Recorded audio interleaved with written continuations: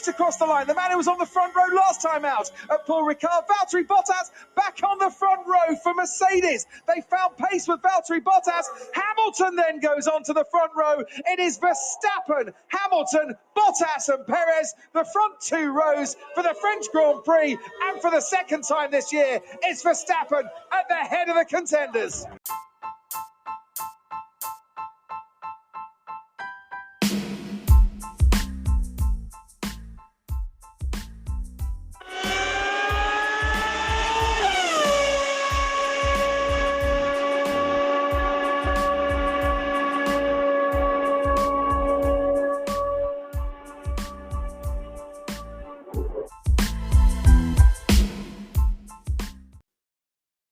Yes, in the paddock. F1, Greeny and The Cheese, we are back after a fortnight. That was David Croft's call on Sky Sports, courtesy of Formula1.com. As always, we are in the south of France this week, where the track is hot. Greeny, good evening. Good evening. Like the west of the United States, it's going to be hot for a long time. Yeah, the track is hot. We didn't see too many tires a-popping as we did in our first real qualifying, the post-Pirelli gate.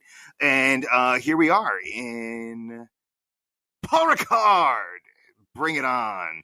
Here in the south of France, very, very exciting. It feels like we've been gone off the air for like a month now. But qualifying, interesting qualifying today. I know you got some surprises. I know you got definitely some interesting stuff that happened here today. So thanks for sticking with us. Thanks for joining us tonight in the paddock, Greeny and the Cheese, and away we go.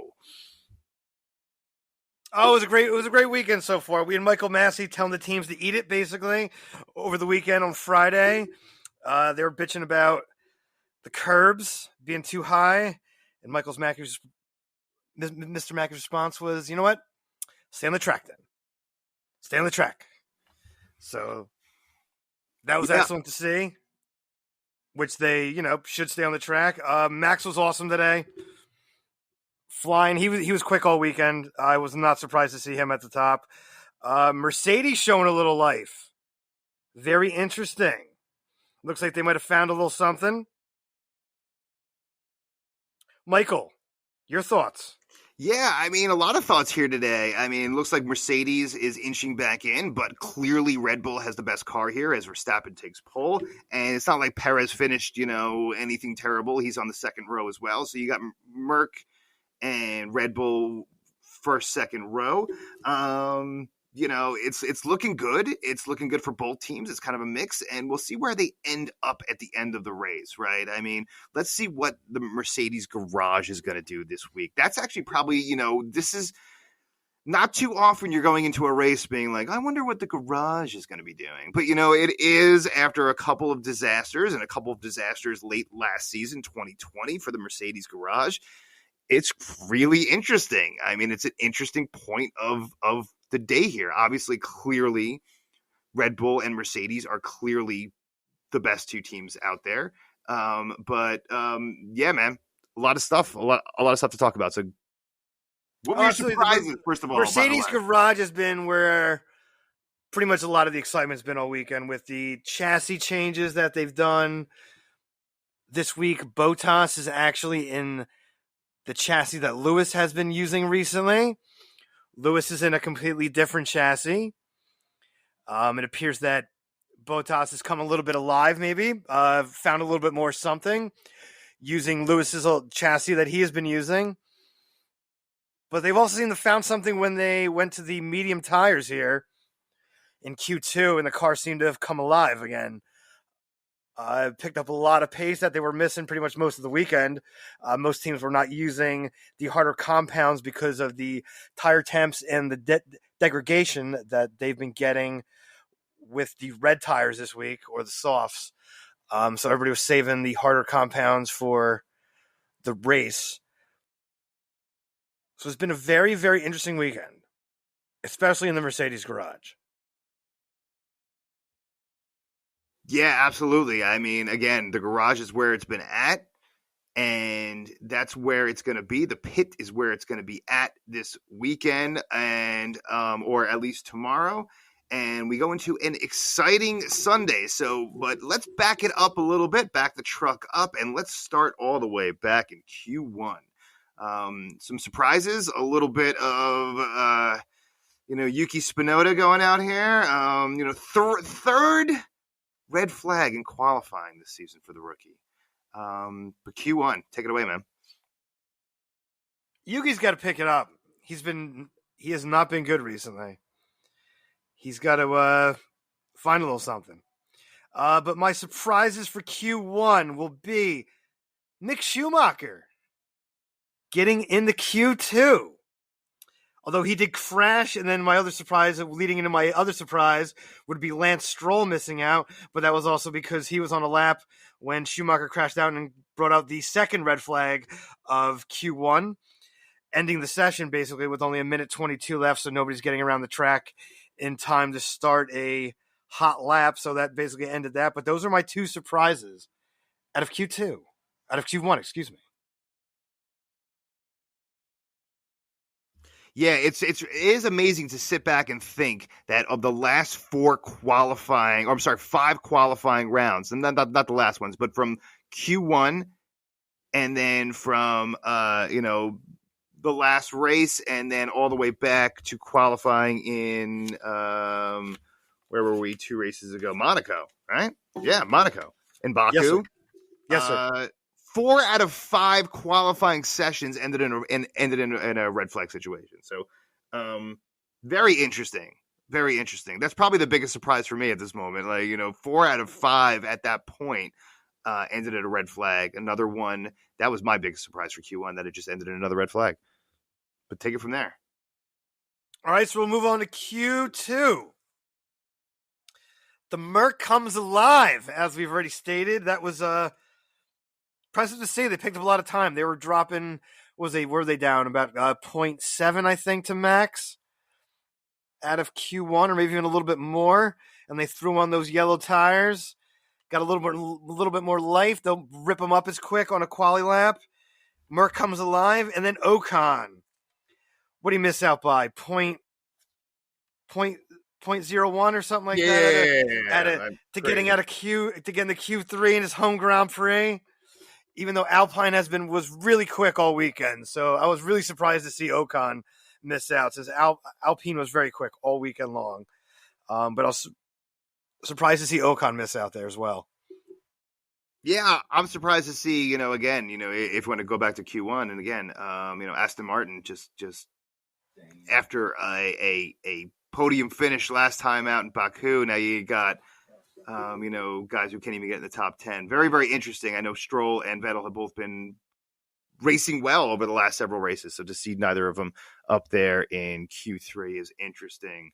And Aston Martin struggled all weekend. Yeah, they struggled on Friday. I'm not really surprised. That's pretty much where they've been all weekend. Lance Stroll would have been up, closer to Vettel, of course, if he didn't get, caught out there. But, it was his mistake also, going over track limits in turn 6, got his first lap thrown out. You want to get that banker in quick, even if you're not don't have your fastest lap in your first lap there, you got to get a banker in. So, yeah, you got to get a good lap in. You got to get out there, get a good lap in, because if you have a situation like that, again, 4 out of 5 at that point, red flag situations by Q1. But let's do Q3. Let's hit it off. And any surprises here?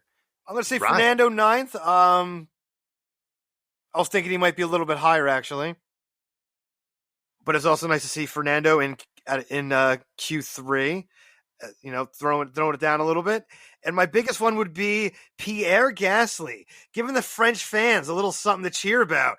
That's his third top 6 qualifying in his last 3 races. So Pierre has been dropping it down recently. So kudos to Pierre. And then the home Grand Prix in France, giving the French fans a little something to cheer about.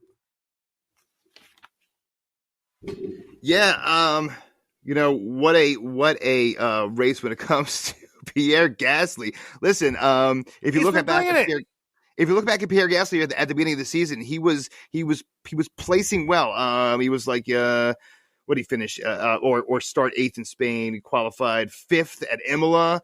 And then the last couple races, he was plus in Baku. He was +3 in Baku, and at Monaco he finished. He started 6th and finished 6th. So Gasly's been coming on a little bit here. The Frenchman. I don't think it's such a coincidence that he's up there. He's got a chance to maybe pick up a spot and finish top 5. One of my big surprises, I believe, first time in about 5 races, Carlos Sainz finishing in front of Charles Leclerc in Ferrari. So absolutely, nice one. Lot going on. Again, finally, to before I send it back to you, Cheese, to wrap up the segment. I don't think too many surprises here with Red Bull and Mercedes filling out the first 2 rows. A little bit of surprise with Merc finding a little life with the harder compound. They were kind of struggling most of the weekend, making tons of changes on the car between free practice 1, 2, and then 3. This morning they even made even more changes, and they made changes right before qualifying again as well, and they found something. So the Merc finding something is a little bit of surprise because they were struggling most of the weekend as well. Yeah, good point. So to see them, up there, being that close to Red Bull, because the Red Bull has been quick all weekend, really quick. Yeah, no, yeah, and you can tell, and I think Sergio got a ton of confidence, over the last couple races here. 100%. Some real struggling and some real feeling, as we talked about earlier in the season, about the curse of the second Red Bull seat, and it really, Sergio turned that around, won a race, and he's been solid. So he is the finishing in the second row. When it gives us a little bit of excitement for the weekend with the top 2 teams, you got different, who's going to do the pit strategy, who's going to go for the undercut, the overcut. There's a lot of things that are going to play out here, which is nice to see a little bit of this playing out. And everybody's got their card players at the top here. Nobody's, had that bad quali session, finishing, back 6, 7, 8 spots, starting in. They're, everybody's in the top 4 there. So it's going to give both teams a lot to play with, and you never know. First corner in a Formula One race, always going to be exciting. Everybody's going to be trying to throw down for that. So, maybe they come together.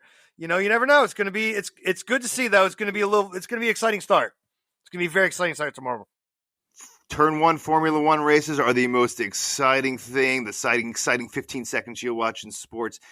We'll end that segment there. We're going to come back with, our weekly Greeny Bucks. And I'm pulling one out of the vault this week, way back in the day. Old school Greeny and the Cheese style. But so stick around. In the Paddock F1, Greeny and the Cheese. We'll be back right after this.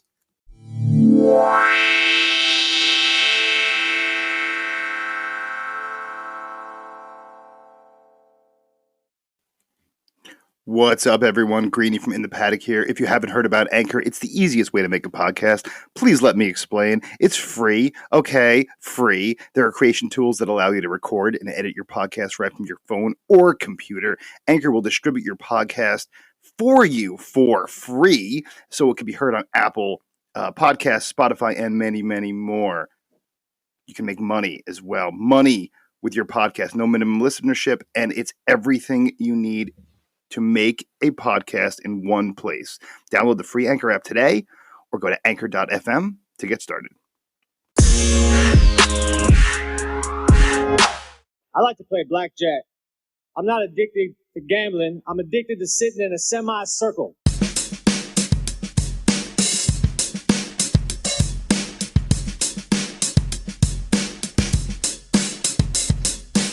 Yes, we are back.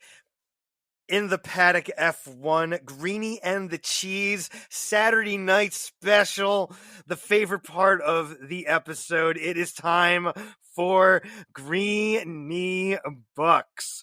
We're placing bets with Michael's own currency from the land of Greentopia, where, shockingly enough, the only way you use that currency is to bet on Formula One races, which I just found out a few weeks ago when this began.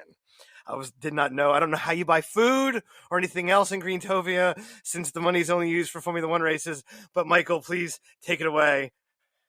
Yeah, first of all, I do want to mention what a consummate professional I do work with here across the microphone with Ryan O'Rourke. As I told him I'd bring back the segment, and he just looked at me blankly and just brought it back. So my apologies, and thank you for being a professional.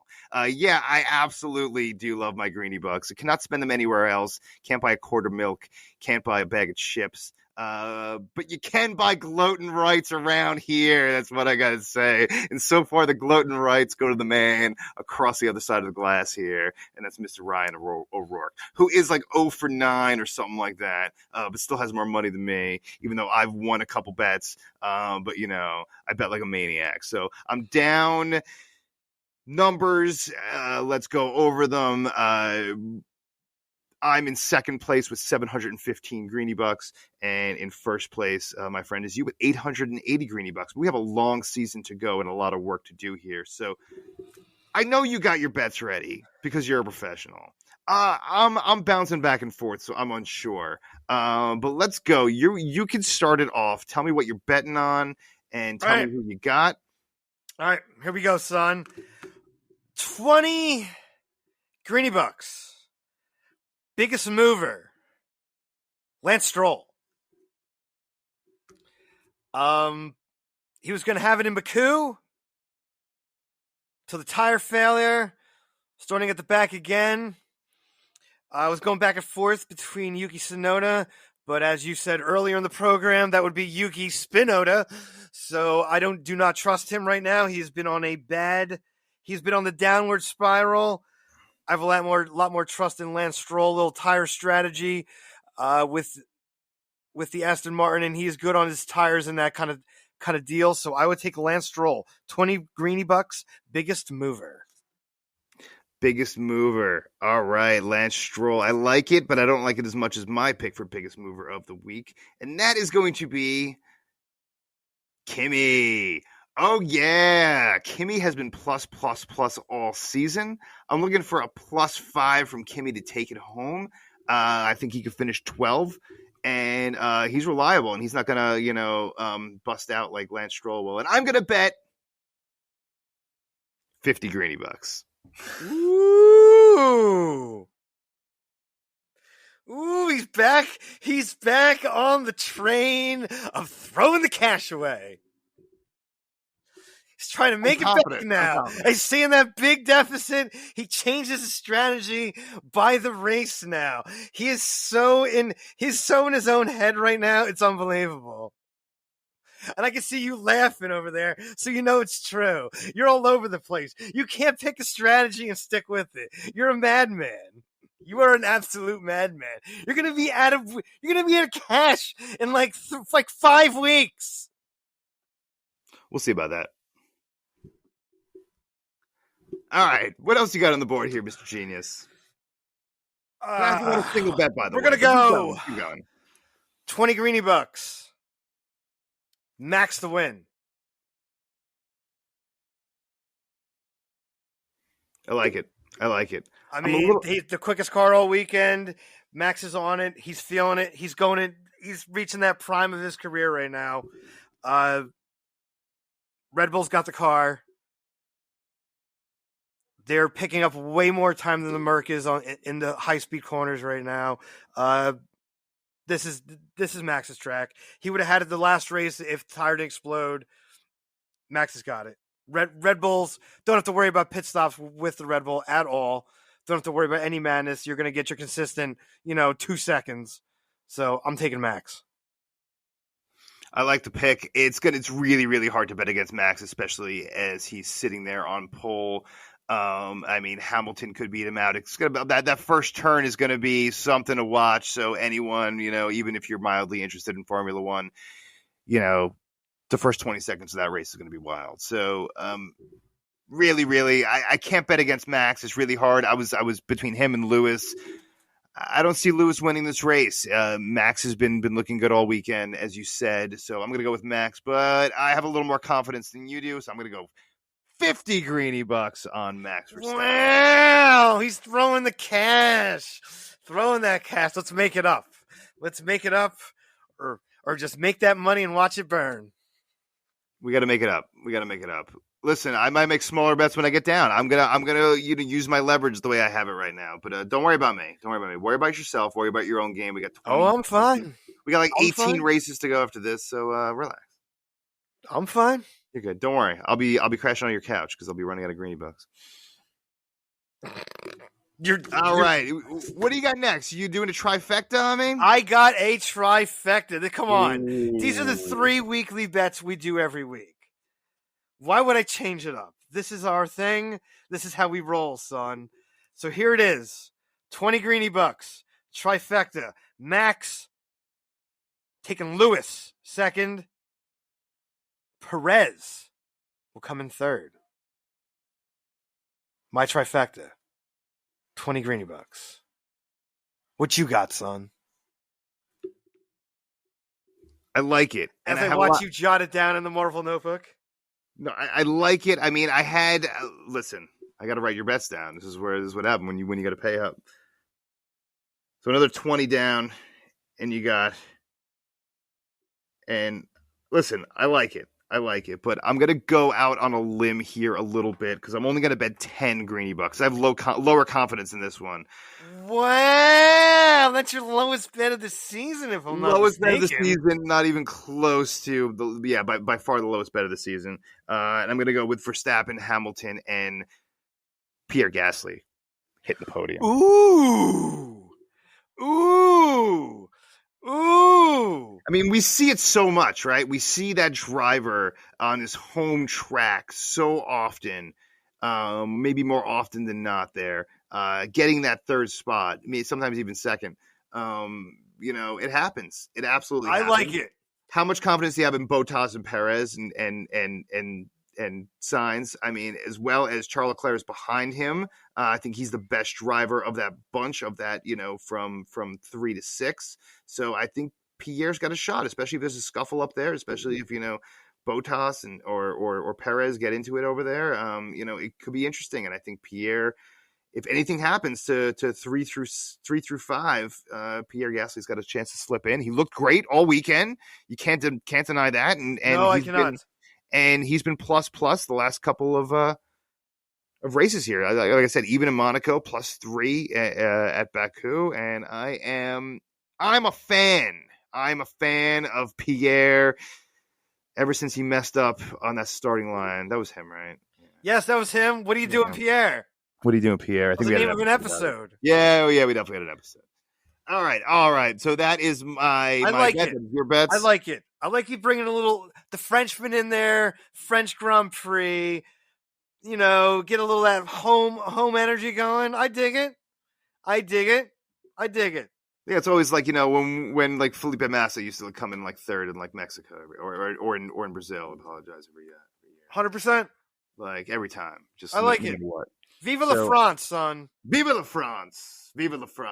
And that's it for the gambling segment. I did want to add one more flavor before we go here. And something interesting that I'm noticing this year in Formula One is that through 7 qualifying rounds, we've had 4 different pole setters. All right? Right. 4 different pole setters. Verstappen, this is his second pole. Mm-hmm. We obviously know your pony, Charles Leclerc, with 2 poles. Mm-hmm. And obviously Lewis Hamilton had 2 poles this year. The question, Cheese. Who's the other driver to make pole this year? Wow. I'm like drawing a blank. I feel embarrassed. He feels embarrassed. Don't feel embarrassed. I am going Valtteri Bottas. That is correct, sir. He was sweating it out. He didn't want to look like a fool, but he looks like a genius now. Yes, Valtteri Bottas. So 4 different drivers on pole through 7 races. I find that very, very interesting. I actually find that the biggest surprise of the season so far. What do you think of the parody this year in Formula One, Brian? Oh, I think it's great for the sport. This is what you needed. You got bored. the last, couple of years, and it was just Merc 1-2, Merc 1-2, Merc 1-2, Merc 1-2. I mean, there's no real excitement in that. There's no fire. There's no, there's no driver battles, the classic driver battles that have been throughout Formula One's history. And you need that. The sport needs that. Hopefully this new car or the new design for next year will even bring more parity, bring some more teams into the mixes, which is, I think, the way the owners of F1, the Liberty Group, want it to be. They want it to be not just, a couple teams battling out. They want everybody to be in this. You want different winners, different teams, way more excitement, everybody spending the same amount of money, more equal. It'll be way better for the sport. So the parity is great for the sport. When you had the one team just dominating, it got a little stale. It got boring. You could turn the race. You didn't have to watch most of the, a lot of things because you know exactly what was going to happen. Kind of just like the, to take an American analogy here, the NBA. I mean, you don't have to watch the regular season of the NBA. You basically kind of can look at the beginning of the season and see which teams are going to be in the playoffs or what teams even out of those teams are going to have a real shot at the title. So the parity is what you need. It brings more excitement to the sport, puts more eyes on it, and that's what you want. When you have something with a boring product, people don't even watching. The parody's great. We need more of it. Yeah, absolutely. I love it. I mean, I think all Formula One fans love it. It's definitely drawing more fans into the sport. When you see, we've had three different winners this year. We'll see if we get our fourth different race winner in tomorrow. So, any bets on who that would be? Any thoughts besides Verstappen, Hamilton, or Perez? Who's got a shot to win? I'd say Carlos Sainz. Ooh, he's been quick all weekend. I said, Carlos Sainz or Pierre Gasly. Those would be out of the top, two teams. Those would be the drivers I'd pick. They've both been very quick all weekend. Loving it. You would lose it. I would not miss it tomorrow night if Carlos Sainz wins in the Ferrari in the south of France. I would not want to miss the beginning of this show. I would lose my mind. You do not want to miss the beginning of this show if that happens. And I think on that note, we will see you in less than 24 hours after the French Grand Prix at Paul Ricard. Cheese. Anything left to say? Get ready, get set. We're going racing tomorrow morning. Going racing tomorrow morning south of France. You left it all out on the field there, buddy. I will see you tomorrow. Peace out. Peace out.